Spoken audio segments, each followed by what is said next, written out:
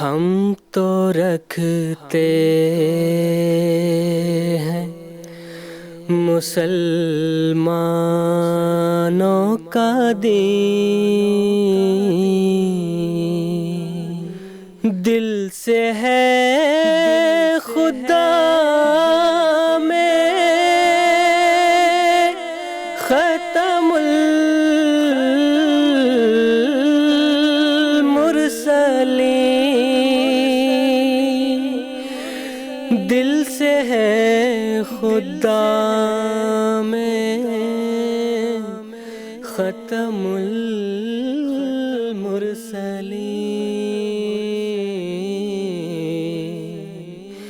ختم المرسلین۔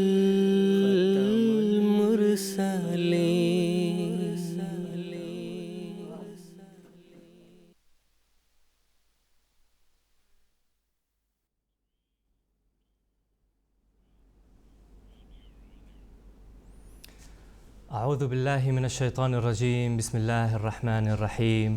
ناظرین اکرام، السلام علیکم ورحمۃ اللہ وبرکاتہ۔ آج 24 اپریل 2021 ہفتے کا دن ہے۔ انڈیا میں اس وقت رات کے 9:30 بجے ہیں اور GMT کے مطابق اس وقت سحر کے 4 بجے ہیں۔ اور ناظرین، یہ وقت ہے پروگرام راہ ہدیٰ کا۔ حضرت اقدس مسیح موعود علیہ السلام کی پیاری بستی قادیان دارالامان سے پروگرام راہ ہدیٰ کی ایک نئی سیریز لے کر ہم آپ کی خدمت میں حاضر ہیں۔ حسب معمول یہ پروگرام آپ کی خدمت میں لائیو پیش کیا جا رہا ہے اور لائیو ہونے کے ساتھ ساتھ یہ انٹریکٹیو بھی ہوگا، یعنی ہم اپنی اسٹوڈیو کی ڈسکشن کے ساتھ ساتھ اپنے ناظرین کے ٹیلی فون کالز ریسیو کریں گے، ان کے سوالات کو سنیں گے، اور جو علماء کرام اس وقت ہمارے ساتھ پینل میں موجود ہیں وہ ان کے سوالات کے جوابات بھی اسی پروگرام کے ذریعے سے دیں گے۔ ہمارے ناظرین کے لیے ہماری ٹیلی فون لائنز ایکٹیویٹڈ ہیں۔ اس کے علاوہ ٹیکسٹ میسیجز، فیکس میسیجز اور ای میل کی سہولت بھی موجود ہے، جن کے ذریعے سے آپ ہم تک اپنے سوالات پہنچا سکتے ہیں۔ تو ناظرین، اگر آج کے پروگرام میں آپ ہمارے ساتھ شامل ہونا چاہتے ہیں اور اپنا سوال پیش کرنا چاہتے ہیں تو میں امید کرتا ہوں کہ آپ اس وقت اپنی ٹیلی ویژن اسکرینز پر ہم سے رابطہ کی تفاصیل مشاہدہ کر رہے ہوں گے۔ قادیان دارالامان سے 4 ایپیسوڈز پر مشتمل اس سیریز کا یہ پہلا ایپیسوڈ ہے، اور اس مکمل سیریز میں ہم فیضان ختم نبوت اور اس کی برکات کے عنوان پر گفتگو کریں گے، اور اس بہت ہی اہم مضمون کو اپنے علماء سے سمجھنے کی کوشش کریں گے، اور معترضین کے اعتراضات کے جوابات بھی اسی پروگرام کے ذریعے سے دینے کی کوشش کریں گے۔ اس حوالے سے اگر آپ کے ذہن میں کوئی بھی سوال ہو تو آپ ہم سے رابطہ کر کے اپنے سوالات پیش کر سکتے ہیں۔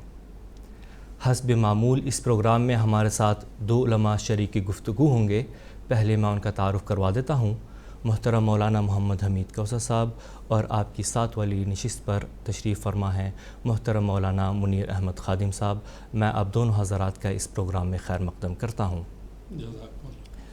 ناظرین اکرام، اللہ تعالیٰ نے ہر زمانے میں بنی نوع انسان کی رہنمائی کے لیے انبیاء مبعوث فرمائے ہیں، اور جب ایک عالمی نبی کی ضرورت پیش آئی اس وقت اللہ تعالیٰ نے حضرت محمد مصطفیٰ صلی اللہ علیہ وسلم کو مبعوث فرمایا، اور آپ صلی اللہ علیہ وسلم کے ذریعہ ایک کامل شریعت عطا فرمائی۔ آپ صلی اللہ علیہ وسلم کا مقام اور مرتبہ تمام انبیاء سے افضل و اعلیٰ ہے۔ اللہ تعالیٰ نے آپ صلی اللہ علیہ وسلم کی فیوض اور برکات کو تا قیامت جاری فرمایا ہے، تاکہ بنی نوع انسان تا قیامت آپ کی فیوض اور برکات سے فیضیاب ہوتا رہے۔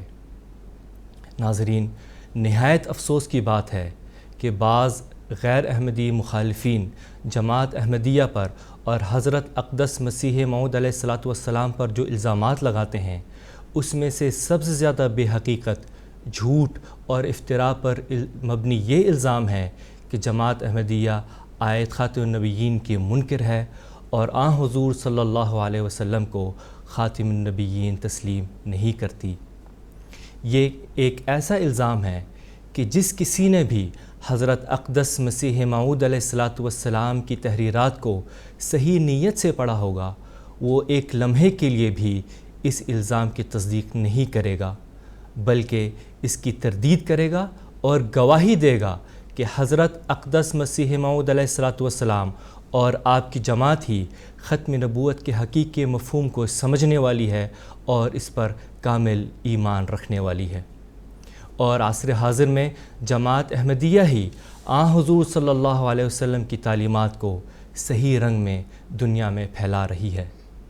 اسی ضمن میں میرا پہلا سوال محترم مولانا محمد حمید کوثر صاحب سے ہے کہ بعض مخالفین احمدیت آیت خاتم النبیین کی غلط اور بے بنیاد تفسیر کر کے سادہ لوگ مسلمانوں کو گمراہ کر رہی ہے۔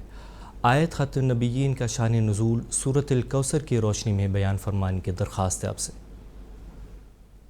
ناظرین کرام، یہی ماہ مقدس رمضان کا مہینہ تھا اور اس وقت اس کا نام ناطق تھا اور اس کی 24 تاریخ تھی اور عیسوی لحاظ سے 20 اگست 610 سن عیسوی تھا کہ حضرت محمد مصطفیٰ صلی اللہ علیہ وسلم پر پہلی وحی نازل ہوئی اور قرآن کریم کے نزول کا سلسلہ شروع ہوا۔ اب جس وقت ابتدا میں حضور صلی اللہ علیہ وسلم نے اہل مکہ کو اسلام کی طرف بلایا اور ایک اللہ کی عبادت کی طرف بلایا تو انہوں نے آپ کی مخالفت شروع کر دی۔ ایک طرف مخالفت بڑھتی چلی گئی اور دوسری طرف آپ پر ایمان لانے والوں کی تعداد میں غیر معمولی اضافہ ہونا شروع ہوا اور مخالفت آہستہ آہستہ اسی رفتار سے بلکہ اس سے بھی زیادہ تیز بڑھتی رہی جس رفتار سے جو کفار مکہ تھے یا مکہ والے تھے وہ اسلام میں داخل ہو رہے تھے۔ آخر جب انہوں نے یہ دیکھا کہ یہ اس مخالفت کے باوجود بھی یہ اسلام کی ترقی کا اور اسلام میں شامل ہونے والوں کا سلسلہ رک نہیں رہا تو انہوں نے اور زیادہ مخالفت شروع کی اور زیادہ مظالم شروع کیے، لیکن اس کا بھی کوئی اثر نہیں ہوا۔ دوسری طرف یہ ہوا کہ سیدنا محمد مصطفیٰ صلی اللہ علیہ وسلم کی جو اولاد تھی حضرت ختیجہ رضی اللہ عنہا کے بطن سے اس میں سے جو 3 بچے عام طور پہ مشہور ہیں، آپ کی نرینہ اولاد تھی قاسم، طاہر، طیب، یہ تینوں یکے بعد دیگرے فوت ہو گئے اور رسول کریم صلی اللہ علیہ وسلم کی کوئی بھی نرینہ اولاد نہ رہی۔ اس پر عرب کا جو خاص طور پہ مکہ کا جو ماحول تھا اس میں یہ سمجھا جاتا تھا کہ جس کی نرینہ اولاد نہ ہو اس کا سلسلہ آگے نہیں بڑھے گا۔ وہاں پر جو کفار مکہ کے عمائدین تھے اس میں تھے ایک عاصی تھا، ابو جہل تھا، ولید تھا، ان ساروں کی نرینہ اولاد تھی اور بالغ تھی، اور اگر نہیں تھی کسی کی وہ حضرت محمد مصطفیٰ صلی اللہ علیہ وسلم کی نہیں تھی۔ اور اس پر جو ایک لفظ وہ بولتے تھے وہ عرب کے رواج کے مطابق العیاذ باللہ، نعوذ باللہ، یہ کہتے تھے کہ محمد صلی اللہ علیہ وسلم ابتر ہیں، یعنی ان کی کوئی نرینہ اولاد نہیں، اور اس کا عربی میں مفہوم یہ ہے مقطوع النسل، یعنی اس کا جسمانی سلسلہ آگے نہیں چلے گا۔ جب اس کا جسمانی سلسلہ آگے نہیں چلے گا تو اس کی وفات کے بعد خود بخود اس کا نیا لایا ہوا مذہب اسلام وہ ختم ہو جائے گا۔ اب یہ حالات چلتے چلے گئے، رسول کریم صلی اللہ علیہ وسلم یہ تانے سنتے چلے گئے۔ آخر اللہ تعالیٰ نے سورہ کوثر نازل فرمائی جس میں حضور صلی اللہ علیہ وسلم کو مخاطب کر کے فرمایا انا آتیناک الکوثر، اے محمد صلی اللہ علیہ وسلم ہم نے تجھے کوثر عطا کیا، فصلی، پس تو اس شکرانے کے طور پر نماز پڑھ اور قربانی دے۔ اور آخر پہ اللہ نے اس آیت میں فرمایا، اس سورت میں فرمایا اِنَّ شَانِئَکَ هُوَ الْأَبْتَرُ، کہ تیرا مخالف، تیرا دشمن وہی ابتر ہے، وہی بے اولاد مرے گا اور وہی مقطوع نسل رہے گا۔ یہ اعلان حضور صلی اللہ علیہ وسلم نے کیا اور سورہ کوثر میں یہ سب نے سنا۔ اب دوسری طرف صورتحال یہ تھی کہ یہ سورہ کوثر تو نازل ہو گئی مگر آپ کی کوئی نرینہ اولاد نہیں تھی۔ مکہ کا 10-12 سال کا عرصہ وہ سارا گزرا، اس کے بعد آپ مدینہ تشریف لائے۔ سن 8 ہجری میں وہاں آپ کا صاحبزادہ ابراہیم رضی اللہ عنہ وہ پیدا ہوئے۔ 18 ماہ کی عمر میں ان کی وفات ہو گئی سن 10 ہجری میں، اور پھر آپ بے اولاد جو نرینہ اولاد کہلاتی تھی وہ نہیں تھی۔ اب جو منافقین تھے، کفار تھے، حتیٰ کہ مسلمان، وہ یہ کہنے لگے، ایک طرف تو اللہ تعالیٰ کہہ رہا ہے اِنَّ شَانِئَکَ هُوَ الْأَبْتَرُ کہ تیرا دشمن ابتر رہے گا، وہ مخالف رہے گا، وہ جو مخالف ہے وہ بے اولاد مرے گا۔ لیکن یہ تو بالعکس نظر آ رہا ہے ہم کو کہ حضرت محمد صلی اللہ علیہ وسلم کا کوئی بالغ بیٹا ہے ہی نہیں۔ تو اسی کو یہ وہ لفظ استعمال کرتے ہیں جو کفار مکہ استعمال کر رہے تھے۔ اللہ تعالیٰ نے اس حقیقت کو قبول کیا اور اللہ تعالیٰ نے فرمایا ما کان محمد ابا احد من رجالکم کہ یہ بات بالکل درست ہے کہ محمد صلی اللہ علیہ وسلم رجال تمہارے بالغ مردوں میں سے کسی کا باپ نہیں ہے۔ یہ بات بالکل حقیقت۔ اب یہی بات پکڑ کے وہ لوگ بیٹھ جاتے تھے کہ جب اللہ تعالیٰ خود کہہ رہا ہے کہ یہ بالغ مردوں میں سے کسی کا یہ والد نہیں ہے، تو اسی کو تو وہ کہتے ہیں جو کفار مکہ کہہ رہے ہیں اللہ عزب اللہ ابتر، تو یہ تو خود اللہ مان رہا ہے۔ اب اس کے بعد اصل مضمون شروع ہوتا ہے۔ عربی زبان میں لیکن لا کے ایک پہلے جملے میں جو شبہ، اندیشہ اور خدشہ ہوتا تھا، لیکن لا کے اس کا ازالہ کیا جاتا ہے، اس شک کو دور کیا جاتا ہے۔ مثال کے طور پہ ہم کہیں کہ ابھی ایک لڑکا موٹر سائیکل پہ آ رہا تھا، وہ گر پڑا۔ اب جب گر پڑا سننے والا سمجھتا ہے پتہ نہیں کیا ہو گیا، اس کے ذہن میں ایک خدشہ پیدا ہوا۔ ہم کہتے ہیں لیکن اللہ کے فضل سے اسے چوٹ نہیں لگی۔ لیکن لا کے ہم نے یہ سمجھایا کہ تمہارے ذہن میں جو بات پیدا ہو رہی ہے تسلی رکھو وہ نہیں ہے۔ یہاں اللہ تعالیٰ کہہ رہا ہے محمد تمہارے مردوں میں سے کسی کے والد نہیں ہے۔ اس پہ اپنوں پہ بھی بیگانوں کے دل میں ایک سوال پیدا ہوا، اس کا مطلب وہ ابتر جو کفار مکہ کہتے چلے آ رہے ہیں۔ اب اس کا ازالہ اللہ تعالیٰ نے لیکن لا کے کیا۔ رسول اللہ وہ اللہ کا رسول ہے۔ اللہ کا رسول کا مطلب یہ ہے کہ وہ مومنوں کا باپ ہے۔ ازواجہ امہاتہم محمد صلی اللہ علیہ وسلم کی بیویاں مومنوں کی مائیں ہیں۔ جب وہ مائیں ٹھہری تو حضرت محمد مصطفیٰ صلی اللہ علیہ وسلم روحانی طور پہ مومنوں کے باپ ٹھہرے۔ یہ بات اللہ تعالیٰ نے اس میں سے اس پر زیادہ اللہ تعالیٰ نے یہ کیا وَلَكِنْ رسول اللہ و خاتم النبیین کہ وہ ابو الانبیاء ہے، وہ تو نبیوں کا بھی باپ ہے، اس کی مہر سے نبی آگے بننے والے ہیں۔ اور یہ بات اللہ تعالیٰ نے سمجھائی کہ آج تو مومن ہیں لیکن ایک زمانہ یہ آئے گا کہ اس کی مہر سے، خاتم کے معنی مہر، بہت سے معنی ہیں لیکن سر دست ایک ہی معنی لیتے ہیں، خاتم کے معنی مہر۔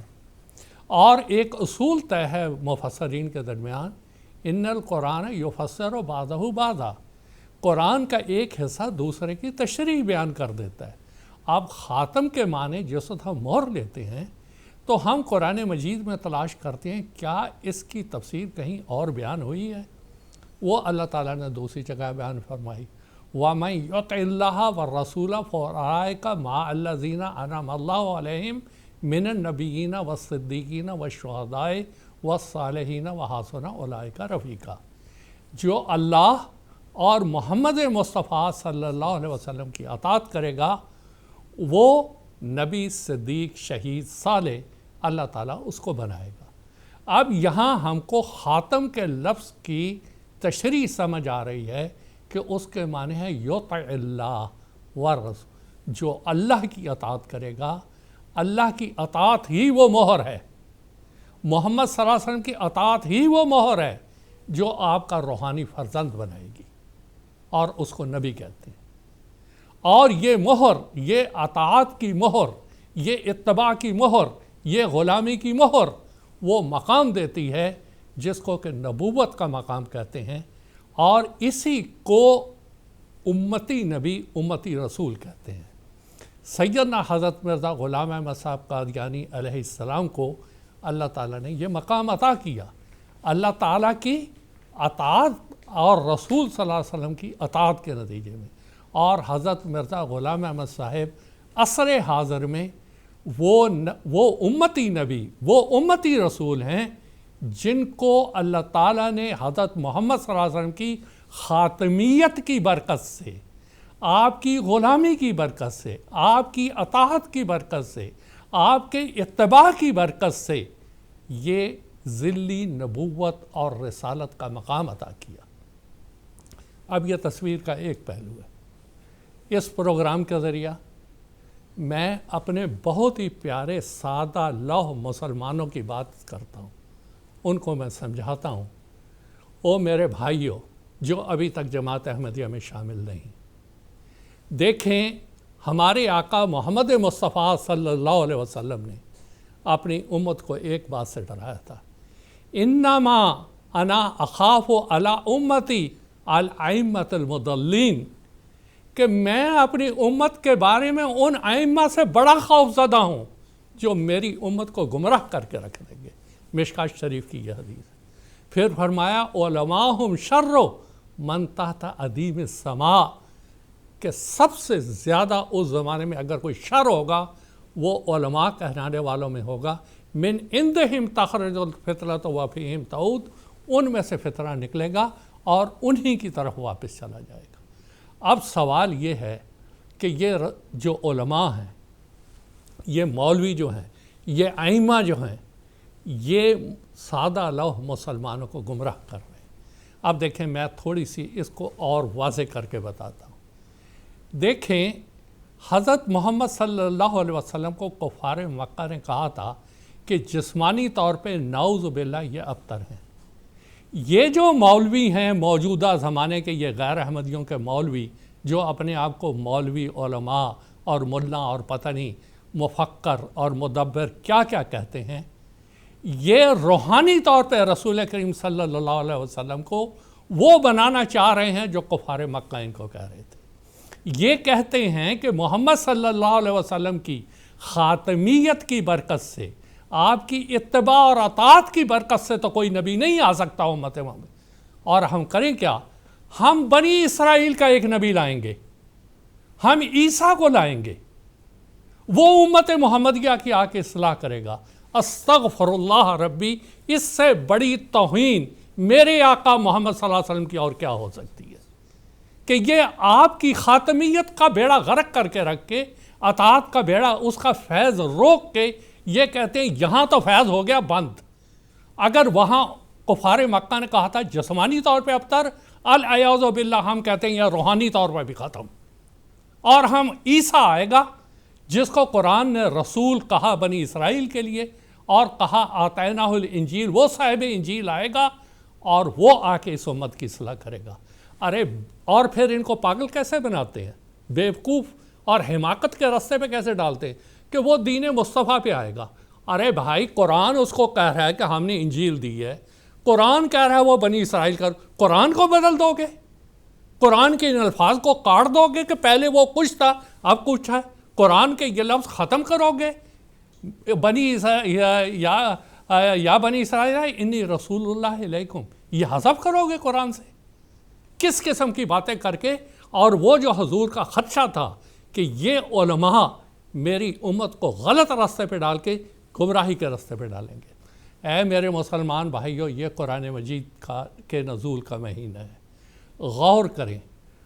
حضرت محمد صلی اللہ علیہ وسلم کا فیض، آپ کی برکت، آپ کی خاتمیت وہ قیامت تک قائم رہے گی۔ عصر حاضر میں جب آپ کو آپ کے ہی دشمنان نے، اور یہ دشمنان کے اشارے پر جو بات عیسائی کہہ رہے ہیں وہ ان مولویوں نے کہنا شروع کی، تو اللہ تعالیٰ نے حضرت مرزا غلام احمد صاحب قادیانی کو بھیجا اور آپ نے یہ آ کے اعلان کیا، وہ پیشوا ہمارا جس سے ہے نور سارا، وہ پیشوا ہمارا جس سے ہے نور سارا، نام اس کا ہے محمد، دلبر میرا یہی ہے، اس نور پہ فدا ہوں، اس کا ہی میں ہوا، وہ ہے میں چیز کیا۔ آپ نے تو ختم کر دی ساری بات، یا سیدی انا احقر الغلمانی، کہ میں آپ کا حقیر ترین غلام ہوں۔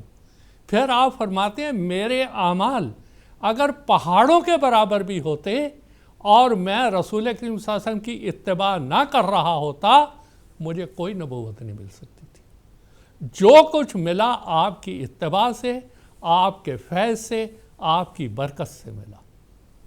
آج رسول کریم صلی اللہ علیہ وسلم کے فیض کو، آپ کی برکت کو، خاتمیت کی برکت کو یہ مقطوع کرنا چاہ رہے ہیں، اور ہزار ہزار سلام سیدنا حضرت مرزا غلام احمد صاحب قادیانی پر کہ آپ نے آ کے سیدنا محمد صلی اللہ علیہ وسلم کا وہ مقام خاتم النبیین ہم پر واضح کیا کہ آپ ایک مہر ہیں، آپ تصدیق کرنے والے ہیں، اور آپ کی اتباع سے، جس کی اللہ تعالیٰ قرآن میں دوسری جگہ تشریح کر رہا ہے، یطع الرسول، جو اللہ کی اطاعت کرے گا اس کو نبوت کا اعلیٰ مقام روحانیت کا ملے گا، اور اسی کو روحانی بیٹا کہتے ہیں، اور یہی ہے جو ابتریت کے الزام کو باطل اور جھوٹا قرار دیتا ہے، اور یہ اللہ تعالیٰ کے فضل سے سیدنا حضرت مرزا غلام احمد صاحب کی بعثت سے پورا ہوا اور ہوتا چلا جائے گا انشاءاللہ تعالی۔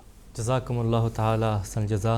ناظرین، اب کچھ ٹیلی فون کالرز کو اپنے پروگرام میں شامل کرنے کی کوشش کرتے ہیں۔ سب سے پہلے میں بات کرنا چاہوں گا انڈیا سے عطا وقاص صاحب سے۔ السلام علیکم ورحمۃ اللہ۔ عطا وقاص صاحب،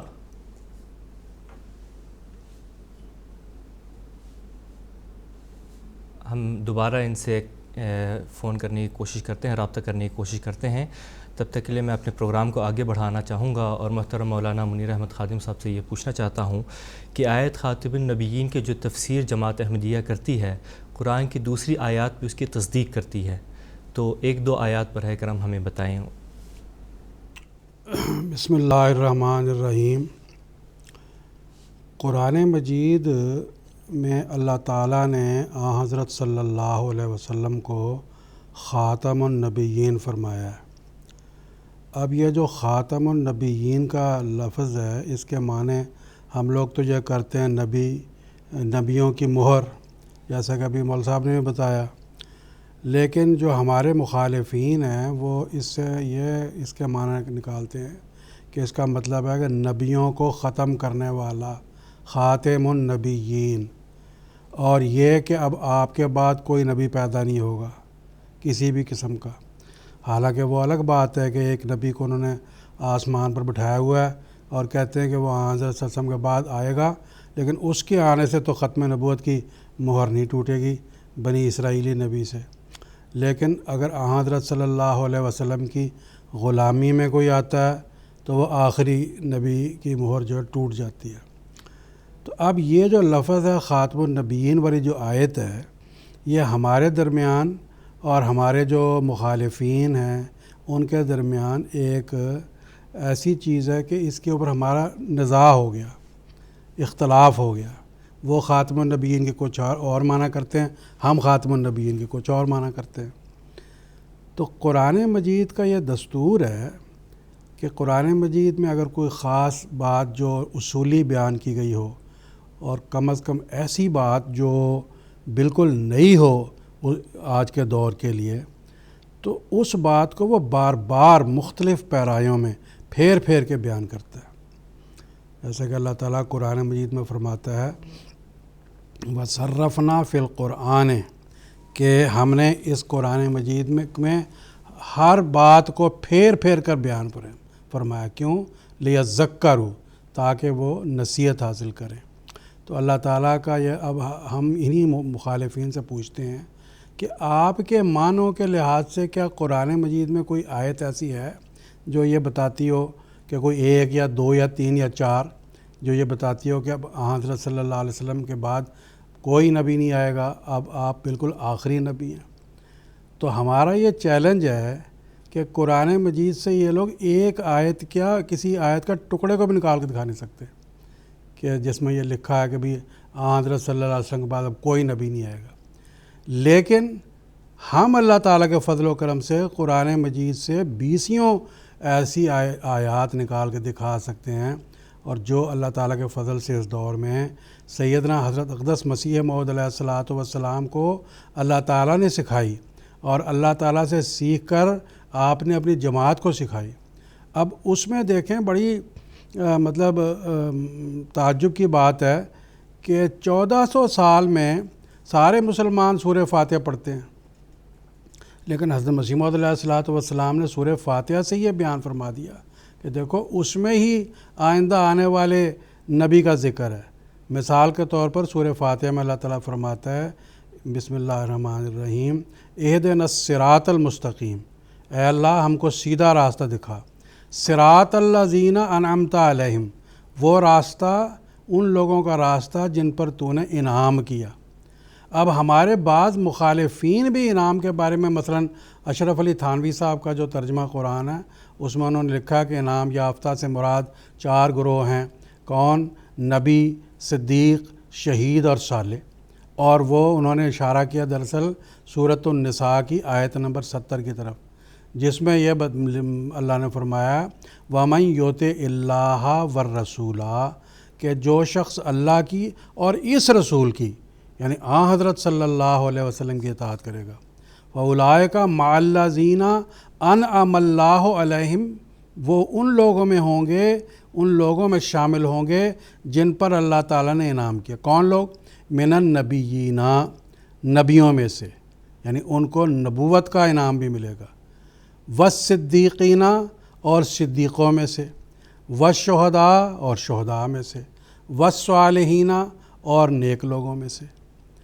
اور وحسن اولئک رفیقا، کیا ہی اچھے رفیق ہیں. تو یہ جو قرآن مجید کی آیت ہے جس میں لکھا ہے کہ 4 انعام اللہ تعالیٰ عطا فرمائے گا حضرت صلی اللہ علیہ وسلم کی اطاعت کی برکت سے.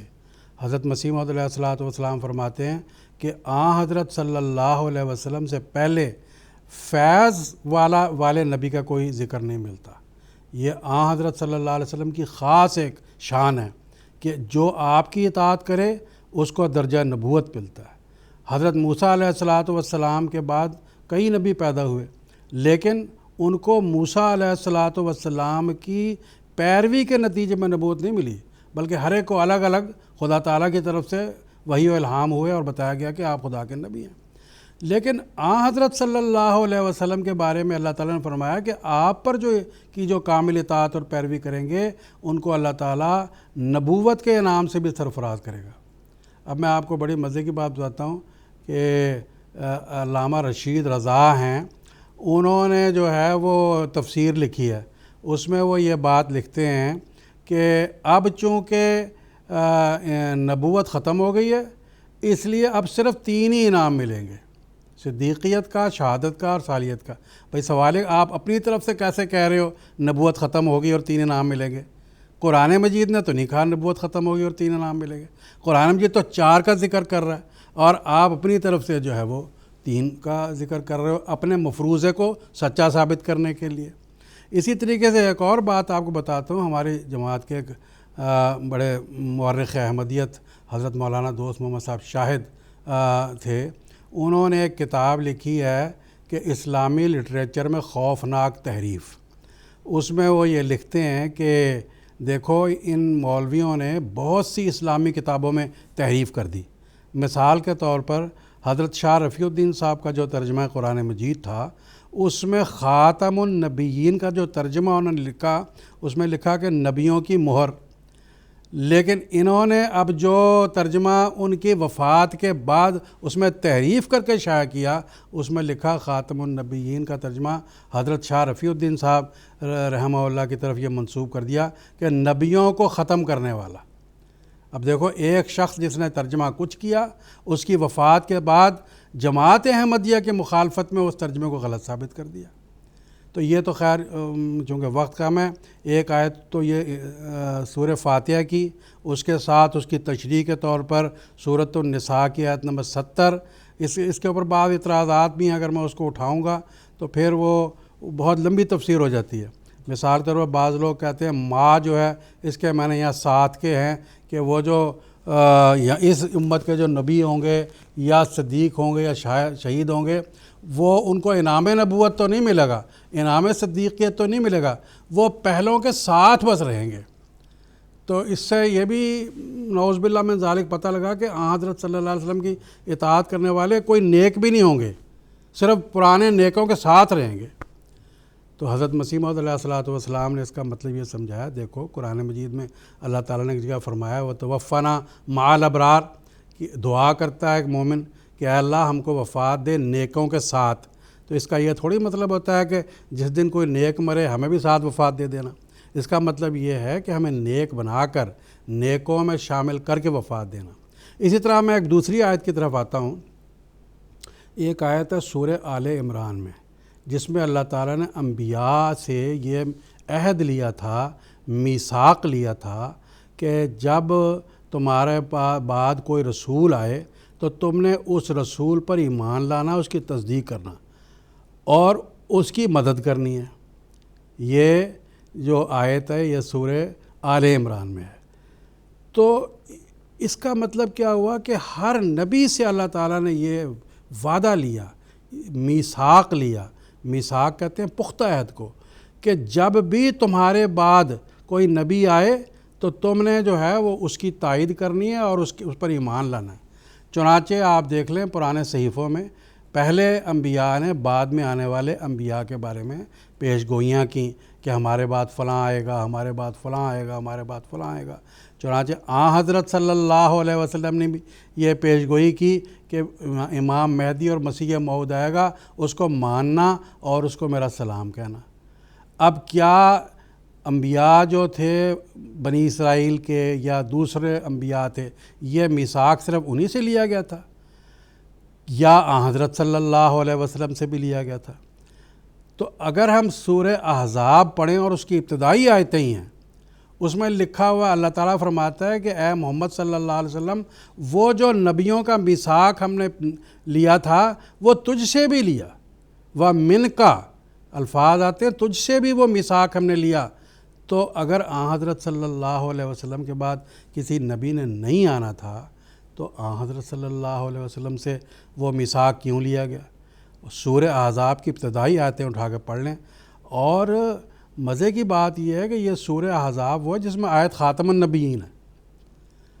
اگر آیت خاتم النبیین کا مطلب یہ تھا کہ حضرت صلی اللہ علیہ وسلم کے بعد اب کوئی نبی آنے والا نہیں ہے، تو کیا اللہ تعالیٰ کو غلطی لگی تھی کہ اللہ تعالیٰ کو نعوذ باللہ کہ بھئی وہ میں تو پہلے کہہ چکا ہوں کہ اب نبی کوئی نہیں آنے والا اور اب میں ان سے عہد بھی لے رہا ہوں کہ بھئی اے محمد صلی اللہ علیہ وسلم، آپ کے بعد کوئی نبی آئے تو آپ جو ہے نا اس پر ایمان لانا۔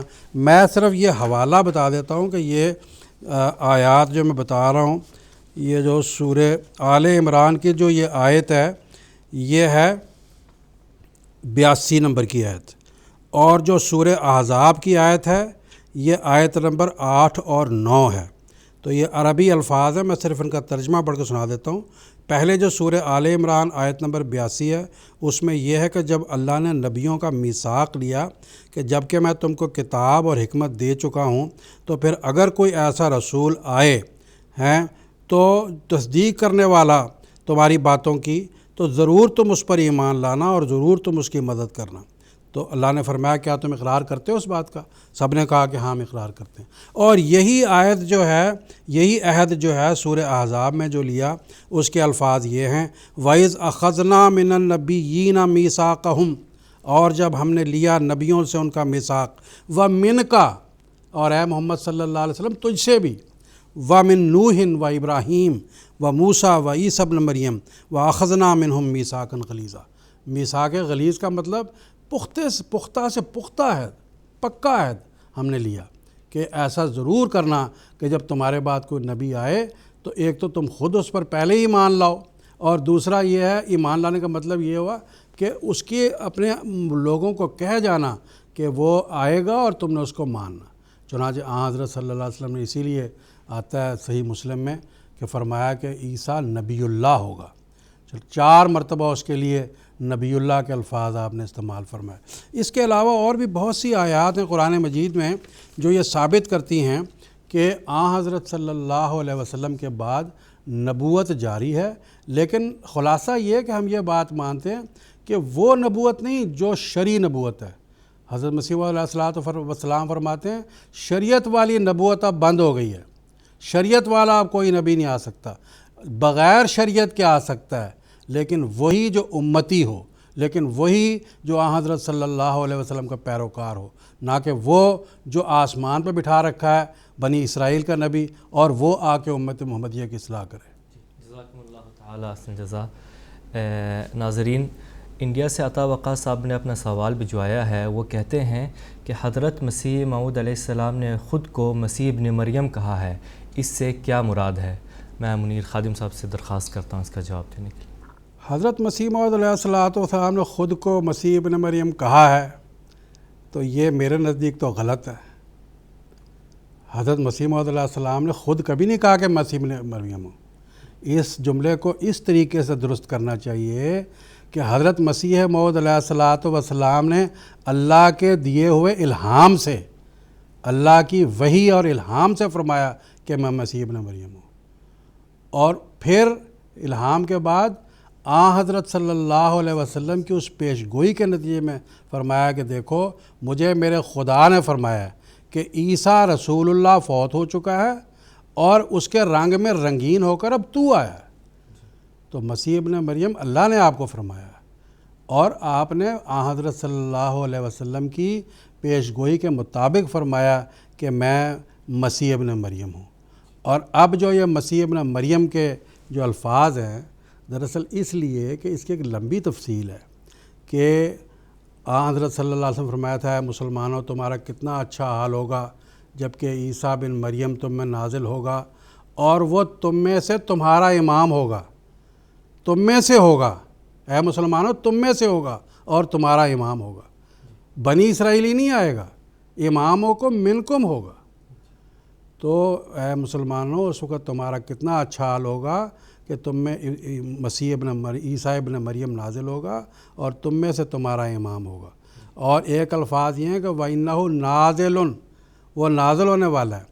اب یہاں نزول اور نازل کے لفظ سے جو ان کو یہ شبہ پڑ گیا کہ آسمان سے نازل ہونے والا ہے، تو یہ شبہ ان کو حضرت صلی اللہ علیہ وسلم کے بارے میں جب قرآن مجید میں یہ آیت آتی ہے کہ قد انزل اللہ علیکم ذکرا رسولا، کہ ہم نے تجھ پر یہ ذکر یعنی رسول نازل کیا ہے حضرت صلی اللہ علیہ وسلم، اس وقت کوئی مولوی یہ ترجمہ نہیں کرتا کہ حضرت صلی اللہ علیہ وسلم آسمان سے نازل ہوئے، کوئی مولوی یہ ترجمہ نہیں کرتا وہ انزل الحدیدہ لوہا آسمان سے نازل ہوا، سارے یہ کہتے نہیں ہے تو جو زمین سے پیدا ہوا ہے، اور یہ ساری باتیں جو ہے وہ، لیکن جہاں عیسیٰ ابن مریم کا ذکر آئے گا نزول کا، نہیں جی وہ تو آسمان سے آئیں گے۔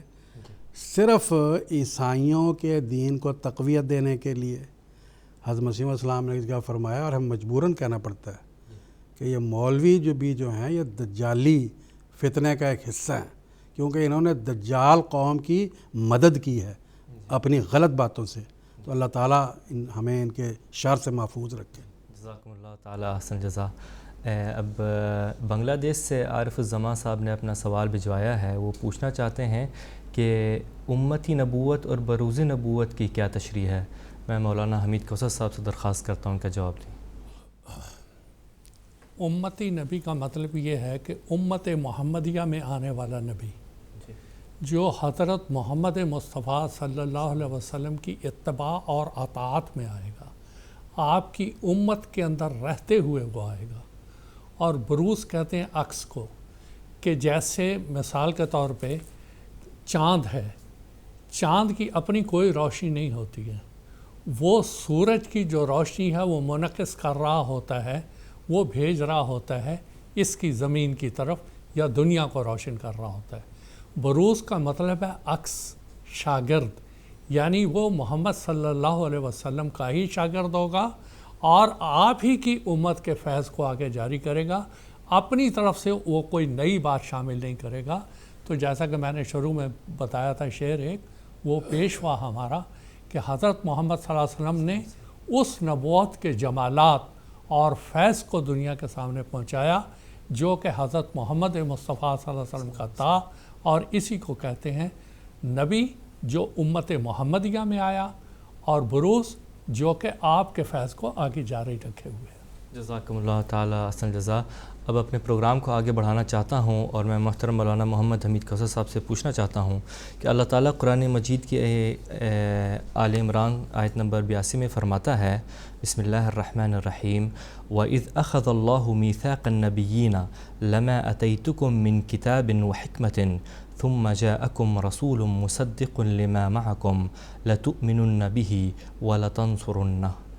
میثاق النبیین کا کیا مفہوم ہے؟ اس آیت کی روشنی میں مخالفین احمدیت کے اعتراضات کا کس طرح جواب دیا جا سکتا ہے؟ اختصار کے ساتھ بیان فرمانے کی درخواست ہے آپ سے۔ اس آیت میں خاص طور پہ جو بات وضاحت طلب ہے اور زیادہ واضح کر کے بیان کرنے کی ضرورت ہے، اس میں اللہ تعالیٰ نے فرمایا ہے وَإِذْ أَخَذَ اللَّهُ مِيثَاقَ النَّبِيِّينَ، کہ اے محمد صلی اللہ علیہ وسلم، ہم نے جو آپ سے عہد اور میثاق لیا ہے، وہ میثاق کیا ہے کہ رسول کریم صلی اللہ علیہ وسلم سے تو میثاق جو لیا جاتا ہے وہ اصل میں مسلمانوں سے لیا جاتا ہے، امت سے میثاق وہ لیا جاتا ہے، لیکن نبی کی وساطت سے اللہ تعالیٰ امت کے افراد سے تو نہیں نہ لے گا، نبی سے ہی لے گا نا۔ نبی سے اللہ تعالیٰ نے یہ میثاق لیا کہ ان مسلمانوں کو کہہ دے کہ میرے سے اللہ تعالیٰ نے ایک وعدہ لیا ہے کہ جب بھی امت محمدیہ میں کوئی رسول اور نبی آئے گا جو کہ تیری پیش گوئیوں کے اور تیرے کلام کی تصدیق کرنے والا ہوگا، لا تؤمنن بہ، تم پر فرض ہے اس کے اوپر ایمان لانا۔ اب دیکھیں، اب تھوڑی اور وضاحت کرتا ہوں۔ سیدنا محمد صلی اللہ علیہ وسلم پر قرآن مجید نازل ہوا، ٹھیک ہے، اور یہ نازل ہوا لما آتیتکم من کتاب و حکمت، یعلم، جو اللہ تعالیٰ نے سورہ جمعہ میں فرمایا یعلمہم الکتاب والحکمہ، کہ وہ کتاب سکھائے گا، یہاں وہ مراد ہے کہ سیدنا محمد صلی اللہ علیہ وسلم نے کتاب سکھا دی، حکمت سکھا دی، اور ساتھ یہ پیش گوئی فرما دی کہ ثم جاءکم رسول مصدق لما معکم، کہ اب اگر کوئی رسول آئے گا جو اس کی تصدیق کرنے والا ہوگا، جو اس کی سچائی ثابت کرنے والا ہوگا، جو اس کی حقانیت ثابت کرنے والا ہوگا، ان پیش گوئیوں کا مصداق ہوگا جو کہ قرآن مجید میں اس کی بعثت سے متعلق ہے، جو سیدنا محمد صلی اللہ علیہ وسلم نے اس کے بارے میں پیش گوئیاں فرمائیں، اس کا مصدق، اس کی تصدیق کرنے والا آئے گا، تو اپنی امت کو کہہ دے لا تؤمنن بہ، اس کے اوپر ضرور ایمان لانا۔ یہ اپنی مرضی کی بات نہیں، جو محمد صلی اللہ علیہ وسلم کی طرف منسوب ہوتا ہے، جو قرآن کی طرف منسوب ہوتا ہے، لا تؤمنن، یہ لام تاکید ہے اور نون ثقیلہ ہے، ضرور، یہ تمہاری مرضی نہیں، آتا رہے امام مہدی، ہم کیا ضرورت ہے، نہیں، کل اللہ پکڑے گا ان جملے سے کہ میں نے محمد صلی اللہ علیہ وسلم کے ذریعہ سے مسلمانوں سے وعدہ لیا تھا، تم کیوں اس کے اوپر ایمان نہیں لائے؟ کیوں تم نے نظر استخفاف سے دیکھا کہ لائے نہیں لائے؟ اور دوسرا اللہ تعالیٰ نے فرمایا لا تنصرنہ، تم پر فرض ہے اس کی مدد کرنا۔ یہ اپنی بات نہیں ہے کہ تم اپنی مرضی سے مدد کرتے رہو، نہیں، قرآن مجید نازل ہو گیا اور حضرت مرزا غلام احمد صاحب کو اللہ تعالیٰ نے سیدنا محمد صلی اللہ علیہ وسلم کی بعثت ثانیہ کا مظہر بنا کے بھیجا۔ آپ کی بعثت ثانیہ ہے مرزا غلام احمد علیہ السلام، اور وہ قرآن کے مصدق ہیں، تصدیق کر رہے ہیں، اور وہ محمد صلی اللہ علیہ وسلم کی پیش گوئیوں کے تصدیق کرنے والے ہیں۔ ہر مسلمان پر لازم ہے اس کے اوپر ایمان لانا۔ اس کا ایمان اسلام پر کامل نہیں ہوگا، محمد صلی اللہ علیہ وسلم پر کامل نہیں ہوگا جب تک کہ وہ حضرت مرزا غلام احمد علیہ السلام کے اوپر ایمان نہیں لاتا۔ یہ تو ہو نہیں سکتا کہ پہلی बेसत पर ईमान लाए और दूसरे का इनकार कर दे, ये एक हिस्से पर ईमान लाओ दूसरे का इनकार कर दो, ये तो यहूद का तरीका है। और उन्होंने भी हज़रत मूसा को तो माना, ईसा अलैहिस्सलाम का इनकार कर दिया, तो अल्लाह ताला ने उनको तो मग़ज़ूब अलैहिम करार दिया। उसी रास्ते पे ये लोग चल रहे हैं। अब मैं मुसद्दिक़ की एक मिसाल और देता हूँ, क्योंकि वक्त ज़्यादा नहीं है, वो मुख्तसर सा बयान करके मुसद्दिक़ की बात करूँगा। तस्दीक करने वाला है। रमज़ान का ये महीना चल रहा है। कादियान में आज रमज़ानुल मुबारक की 12 तारीख़ है, 12 रमज़ानुल मुबारक है आज, और कल 13 रमज़ानुल मुबारक होगी। आज से 131 साल पहले, हिजरी कमरी के लिहाज से 131 साल पहले 13 रमज़ान 1311 हिजरी को यही कादियान की मुक़द्दस ज़मीन थी, और इसी कादियान की मुक़द्दस मस्जिद मुबारक में हज़रत इमाम ज़मा, इमाम महदी अलैहिस्सलाम, जिसके बारे में कुरान ने मजीद में ये पेशगोई थी, व खसफ़ अल क़मर व जुमिअ शम्स वल क़मर यक़ूलुल इंसानु यौमइज़िन ऐनल मफ़र, कि चाँद को ग्रहण लगेगा, चाँद के बाद सूरज भी उस ग्रहण में शामिल हो जाएगा, और इंसान कहेगा अब राह फरार कहाँ है। ये पेश गोई आज से 131 साल पहले इसी कादियान में पूरी हुई, और इमाम महदी अलैहिस्सलाम की सदाकत का एक बहुत बड़ा निशान थी। और यहाँ सब ने देखा कि हज़रत मसीह मऊद अलैहिस्सलाम की सदाकत का इससे बड़ा निशान क्या हो सकता है। आप ये देखें, क्या हज़रत मिर्ज़ा ग़ुलाम अहमद साहब के इस्तात में था कि चाँद को 13 तारीख़ को ग्रहण लगा लेते? क्योंकि हदीस में साफ लिखा है यन कसिफ़ु लिअव्वल लैलत मिन रमज़ान, के 13वीं रात के इब्तदाई हिस्से में चाँद को ग्रहण लगेगा और सूरज को दरमियाने हिस्से में। और बैन ही वैसे हुआ। 1300 साल पहले जो पेश गोई हमारे आका मोहम्मद सल्लल्लाहु अलैहि वसल्लम ने की थी, बैन ही वो पूरी हुई। और इसी तरह 1900 साल पहले हज़रत मसीह अलैहिस्सलाम ने यह फरमाया था, सूरज तारीक हो जाएगा, चाँद अपनी रोशनी छोड़ देगा। इंजील मत्ता में फरमाया था कि जब मैं अपनी बेसत सानिया मफ़हूम ये आऊँगा, उस सूरज तारीक हो जाएगा, सूरज को ग्रहण लगेगा, चाँद अपनी रोशनी छोड़ देगा। 1900 साल के बाद 131 साल पहले इसी कादियान दारुल अमान की ज़मीन पर इमामुज़्ज़मा हज़रत मिर्ज़ा ग़ुलाम अहमद अलैहिस्सलाम ने इस चाँद और सूरज ग्रहण को देखा था। मैं अपने मुसलमान भाइयों को ये कहता हूँ कि देखो, ये रमज़ान का महीना, इसके अंदर अल्लाह ताला ने कुरान मजीद को नाज़िल किया, और इमाम महदी अलैहिस्सलाम की सदाकत के लिए ये कुसूफ़ व कुसूफ़ मुसद्दिक़ के तौर पे, एक तो उन्होंने दावा किया, ऐलान किया 1890 में, और उसके बाद 1894 में ये चाँद और सूरज का ग्रहण हुआ। और हज़रत मसीह साहब ने फरमाया, मैं खाना काबा में खड़े होकर कह सकता हूँ कि ये मेरी तस्दीक, वही मुसद्दिक़, मेरी तस्दीक के लिए अल्लाह ताला ने ये निशान ज़ाहिर किया। आपने फरमाया, आसमां तूने बनाया, आसमां मेरे लिए तूने बनाया एक गवाह, चाँद और सूरज हुए मेरे लिए तारीक उतार। इससे बड़ी तस्दीक और क्या होगी कि मुसद्दिक़ के अल्लाह ताला ने ये सारी तस्दीक इनके शवाहिद के ज़रिया ये साबित कर दिया कि कुरान में जिस आने वाले की पेशगोई थी वो पूरी हो गई। हर मुसलमान का फ़र्ज़ है कि उसके ऊपर ईमान लाओ। इज़ा रअयतमूहु फ़बाइऊहु, जब तुम उसको देखो उस पर ईमान लाना। वलाउ हव्वन अला सल्ज, अगरचे कि तुम्हें बर्फ़ के ऊपर जाना पड़े। अल्लाह ताला मुसलमानों को हिदायत अता फरमाए। जी, जज़ाकुमुल्लाह ताला अहसन जज़ा। अब मैं इस प्रोग्राम का आखिरी सवाल मुहतरम मौलाना मुनीर अहमद ख़ादिम साहब से करना चाहूँगा कि अरबी ज़बान एक बहुत वसी और अमीक ज़बान है, इसी वजह से अल्लाह ताला ने अरबी ज़बान में ही कुरान करीम नाज़िल फरमाया है। तो अरबी लुग़त के लिहाज से अहले लुग़त ख़ातिमुन नबिय्यीन के क्या मतलब बयान करते हैं?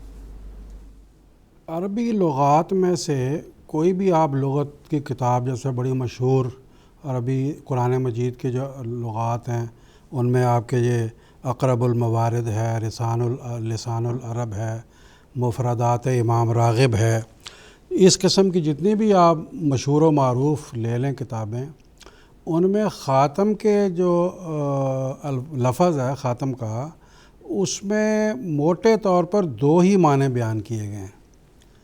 وہ یہ کہتے ہیں کہ جو حقیقی معنی خاتم کے ہیں وہ تو مہر کے ہیں یا نقش کے ہیں یا انگوٹھی کے ہیں، جس کے ذریعہ سے کسی چیز کے اوپر نقش کیا جاتا ہے یا کسی چیز پر وہ جو ہے مہر کو لگایا جاتا ہے اور اس کا اثر چھوڑا جاتا ہے۔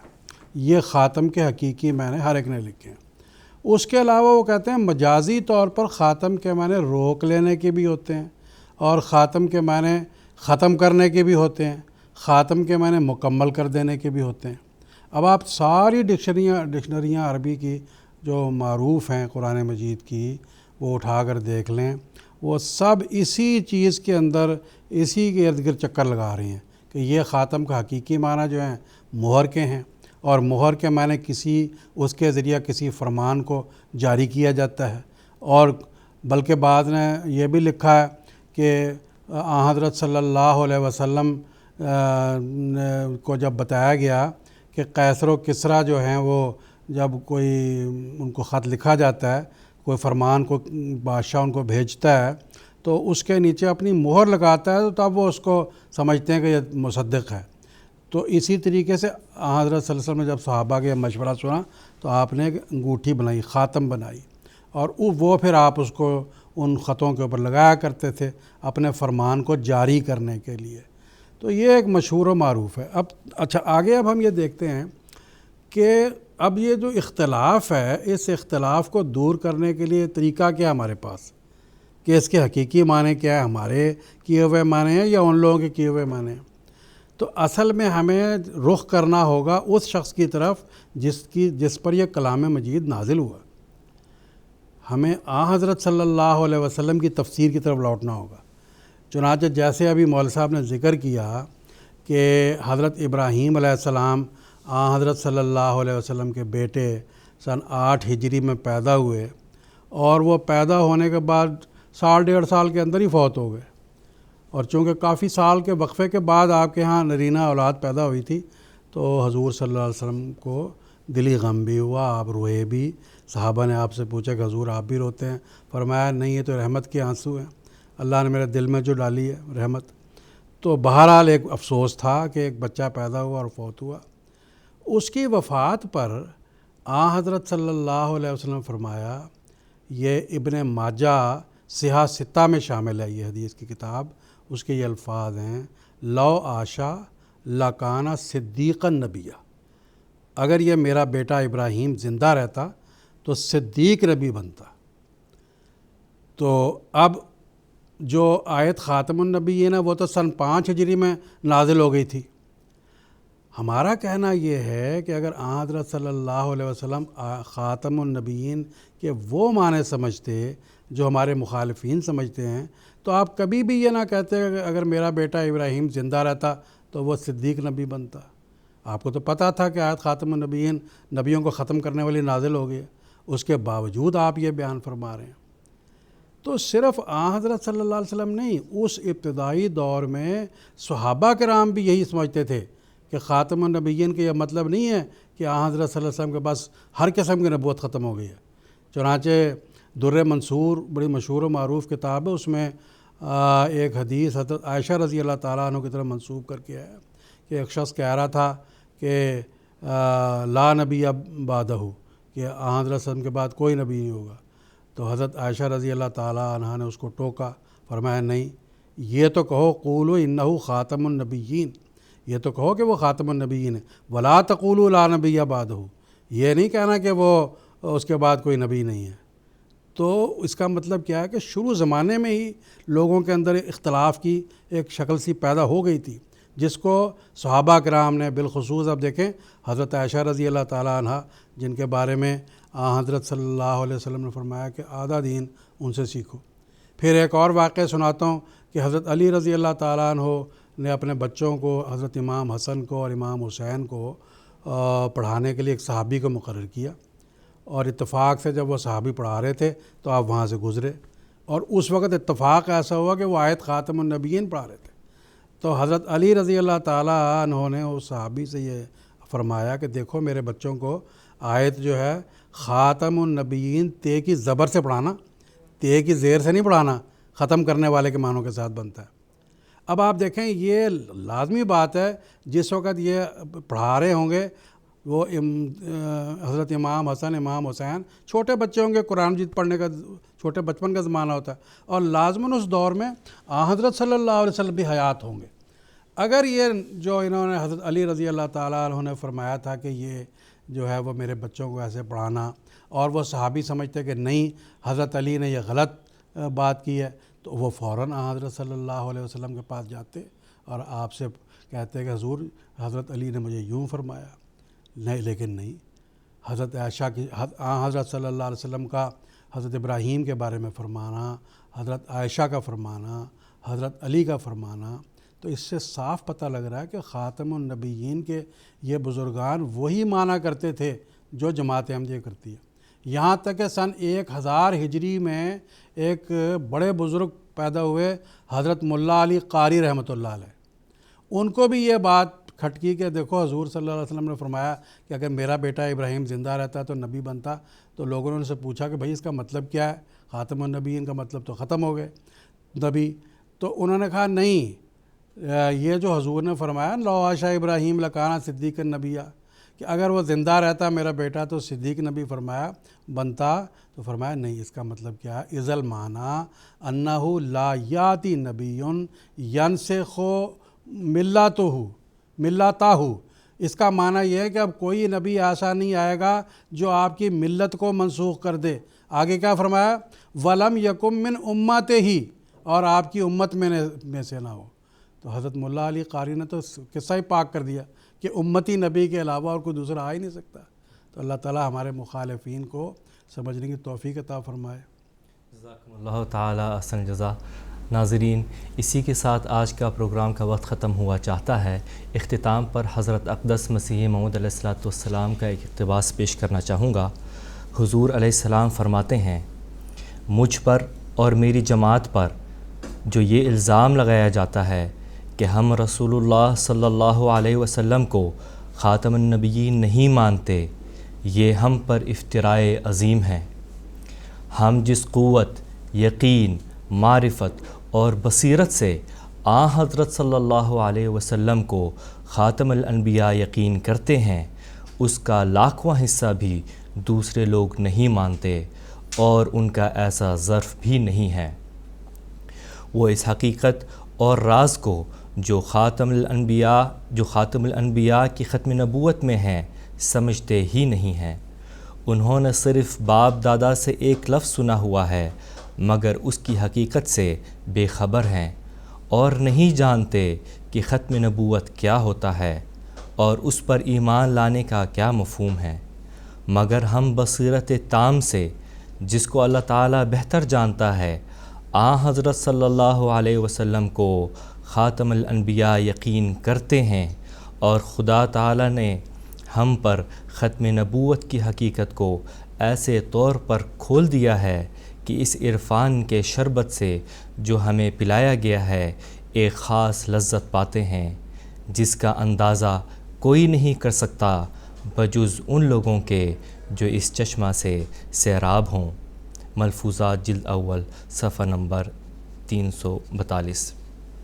تو ناظرین، قادیان دارالامان سے 4 ایپیسوڈز پر مشتمل اس پہلے ایپیسوڈ کا وقت ختم ہوا چاہتا ہے. انشاءاللہ العزیز اس مکمل سیریز میں ہم اسی موضوع کو آگے بڑھائیں گے. ہمارا دوسرا ایپیسوڈ قادیان دارالامان سے انشاءاللہ تعالی 1 مئی 2021 انڈین وقت کے مطابق رات 9:30 بجے اور GMT کے مطابق سحر 4 بجے لائیو نشر ہوگا. تب تک کے لیے اجازت دیجیے گا. السلام علیکم ورحمۃ اللہ وبرکاتہ.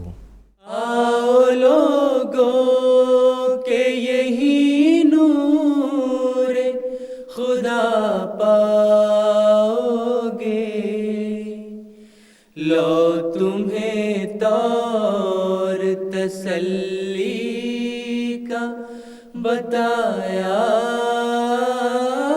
ہم نے.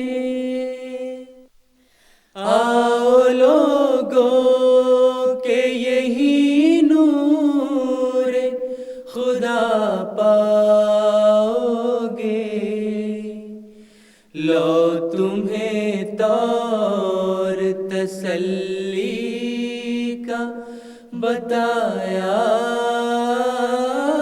ہم نے، لو تمہیں طور تسلی کا بتایا